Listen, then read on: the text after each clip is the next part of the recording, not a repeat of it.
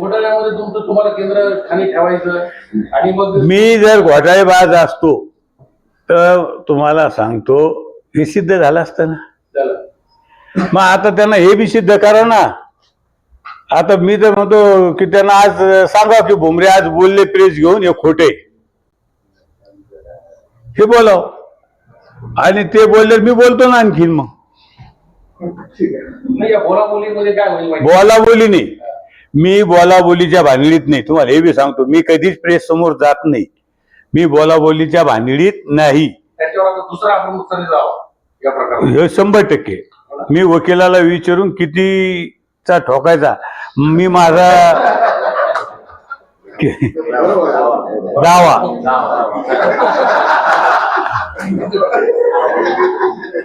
किती अब्रू नुकसानाचा दावा ठोकायचा मी वकिलाला विचारून ठरेन.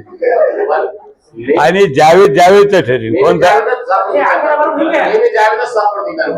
चालतं जे हवा मान्य केलंय.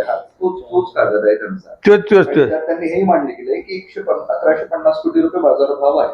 त्यांनी गट मान्य केलाय हे सांगण्याचा प्रयत्न करतो. मी काय सांगतो, माझ्याकडे जे लेखी आहे त्याच्यात त्यांनी उत्तर दिलेलं आहे ना. ते पाठवतोय. नाही जे त्यांचा जे पेपर्स आहे ना सगळे त्याच्यात हे नाहीच ना. तुम्ही त्यांनी पेपर पण खोटे बनवले असं नाही. आता त्यांना माहित ते काय केलं त्यांनी. हवा मी कशाला बोलू. हवा हे पेपर त्याच्यात बघा ना तुम्ही. 174 गट नंबर आहे का? हा, त्याचा अर्थ आपल्या ड्रायव्हरने त्या भागात जमीन घेतलीच नाही. घेतली नाही. मी 1000% सांगतो, कारण तो सांगतो. त्यांना स्वतः बाईट दिली ना. आता मला माझा ड्रायव्हर आहे, पण मी त्याला खात्रीपूर्वक विचारलं काही तुमचा व्यवहार झालेला आहे का? तो म्हणे साहेब मी त्यावेळेस या जगातच नव्हतो. माझा जन्मच 85चा आहे, 84-85चा. आणि ह्या काहीतरी जो आरोप आहे तो 1971चा आहे. आणि त्या बैला मला वाटतं सक्षम अधिकाऱ्यांना उत्तर सुद्धा दिलेलं आहे लेखी. बरं का, लेखी उत्तर आहे माझ्याकडे. त्या बैला जे उत्तर दिलं ना ते त्याचा सुद्धा माझ्याकडे पेपर आहे. हे काय तो गट नंबर 174 आहे ना, त्याचा आता सर्वे नंबर 89 झाला. सर्वे नंबर राहिले नाही ना आता. त्यावेळेस सर्वे नंबर होते, नंबर झालेले. आणि मग गट नंबर मध्ये ते नाहीच. आणि ह्या बहिणा वारंवार अर्ज दिलेले, आता नाही दिले. माझ्या माहितीनुसार खूप काही अर्ज दिलेले त्या बहिणी काय. आणि मी म्हणतो याची सखोल चौकशी झाली पाहिजे. जर कधी माझा ड्रायव्हर जर कधी याच्यात कधी असन ह्या प्रकरणात तर त्याच्यात कारवाई झाली पाहिजे. ह्या माताचा मी ड्रायव्हर असून द्या कोणी असून द्या. पण ज्यांनी बुडाचे आरोप केले, ज्यांनी खासदाराचं नाव बदनाम करण्याचा प्रयत्न केला, यांच्यावर सुद्धा कारवाई झाली पाहिजे. मी आता वकिलाला भेटून करील. मी वकिलाशी चर्चा करून मी आज वकिलाकडे जाणार आहे. वकिलाशी भेटून मी करणार आहे. पण सातत्याने टार्गेट भुमरे करतायत. त्यांना भुमरेशिवाय आहेच तरी कोण? त्यांना येऊन जाऊन उडता बसता भुमरे, उडता बसता भुमरे दिसतो. म्हणून मला सांगायचं की भुमरेचं किती टार्गेट केलं, भुमरे हा माणूस यांना पूर्ण उरणार आहे एवढं मी तुम्हाला सांगतो. काय आगामी लोकसभेला निवडणुकीला उभं राहणार, त्याच्यापूर्वी सध्याचे जे खासदार आहेत त्यांची प्रतिमा मलिन करण्याचा प्रयत्न चालू केलाय. हा, हे तुम्ही म्हणता ना. अंबादास म्हणला की भुमरेंनीच तर मला नोटीस दिली त्या प्रकरणात. कोणत्या प्रकरणात? विलास बापूच्या. हे बघा कालच आलं. अंबादास वर खोट्या माहिती देतो तुम्हाला.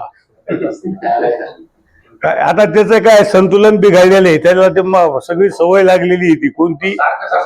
बघा ना, आहे का खरं आहे का? नाही अहो हे खरं आहे का खोटं आहे? काल तुम्हाला काय सांगितलं? भुमरे नुसतं सांगतो म्हणतो. अहो हे पहा, त्याला नोटीस आलेली आहे की नाही? घ्या ना, वाचा ना. ही खरी आहे का खोटी? मी खोटी दाखवत असेल तर माझ्यावर कारवाई करा म्हणून. हा, मी काय म्हणतो तुम्हाला, परिवारात संतुलन काय बिघडायला? अरे जिल्ह्यात कोण आहे मग? कोण आहे? तुमचे पण आता घोटाळ्याचे मोठे मोठे व्हायला लागले. तुम्हाला आता लाखामध्ये इंटरेस्ट नाही, कोटीमध्ये इंटरेस्ट आहे का? नाही मला 500 कोटी रुपयाचा घोळ केला पाला कॉर्नरमध्ये. परत आता काढला. अरे मी काय सांगतो तो ऐकून घ्या ना.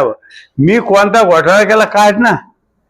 आता एखादा समजा तू माझ्यासोबत राहतो राऊत, तो हा बाहेर काय व्यवहार केला मला माहितीये का? मी दोषी आहे का? पण असे गैरव्यवहार करणारी माणसं सोबत का ठेवता? हाय अरे गैरव्यवहार केलाच नाही, झालाच नाही ना. जर गैरव्यवहार झाला असता तर मी सोबत ठेवणारच नाही ना. हा, पण तुम्ही जर एखाद्यानं गैरव्यवहार केलाच नाही, एखादा जावेद दुसऱ्या नावाचा राहू शकत नाही का? असू शकतो. संदीपान एखादा दुसरा राहू शकत नाही, विकास राहू शकत नाही. मग काय विकास राऊत नावाचे किती आहे असे? भरपूर आहे. नाही, पण वारंवार आता ते असंही म्हणाले की गेल्या वेळेचं जे प्रकरण होतं त्याचा तपास पोलिसांकडे सुरू आहे, पण जाणीवपूर्वक हा तपास थांबवला गेलाय. अरे पुढे बाबा होतच नाही. ऐकून घ्या ना, त्यांना तर उल्लेख केला ना, त्यांना पत्र दिलं ना. त्यांनी ऐका ना, मध्यंतरी विधानसभा निवडणुकीच्या वेळेस बापूंच्या बाबतीमध्ये प्रसंग घडला, त्यावेळेस त्यांनी जे नाही पाहिजे ते करून बदलांचा प्रयत्न केला. त्यावेळेस आपण नुकसानीचा दावा केला. आज वर्ष दीड वर्ष झालं त्याच्या प्रकारे हे काय आली नोटीस, त्याच्या चौकशा झाल्या. ऐक ना, हो. दाखव ना, हे पाय ना, बघ ना.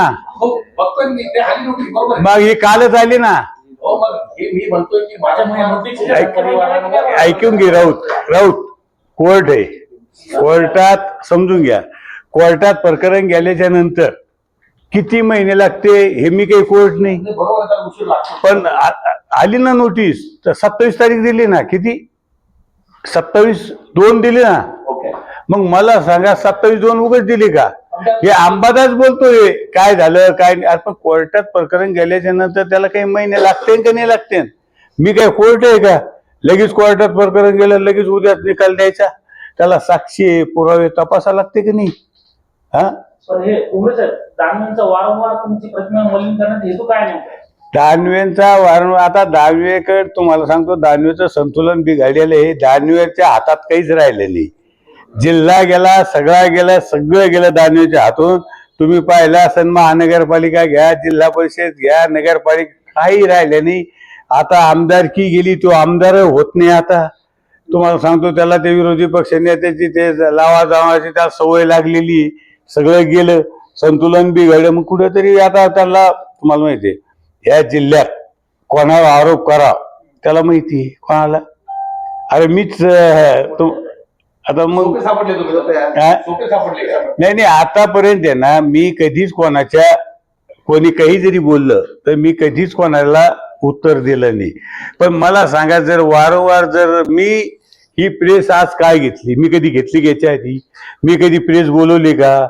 35 वर्षात मी प्रेस बोलित नाही. माझ्या विरोधात अनेक जणांना प्रेस बोलिल्या, पण मी चुकून कधी, मी तुम्हाला सांगतो मी कधीच प्रेस बोलित नाही. मी कधी मीडियासमोर जात नाही.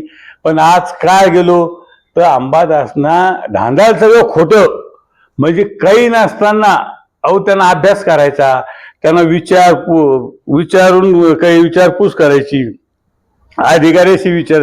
या अधिकाऱ्याचे पत्र खोटे आहे का? मग राऊत, अधिकाऱ्याचे पत्र जे त्यांनी दिलेले हे का आज दिले का पत्र? मग हे खोटे आहे का?